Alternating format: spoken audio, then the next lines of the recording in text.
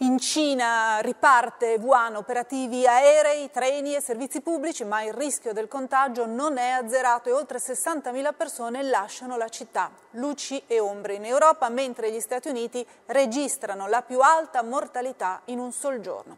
La corrispondente Giovanna Botteri. Wuhan è una città libera dalla mezzanotte di ieri. Dopo 11 settimane di quarantena, la megalopoli dell'Hubei torna ad aprirsi nella notte, la prima di libertà, luci e rumore di clacson e sirene per festeggiare, poi l'assalto alle stazioni ferroviarie, dove più di 65.000 persone bloccate dalla quarantena hanno finalmente potuto prendere il treno e ripartire.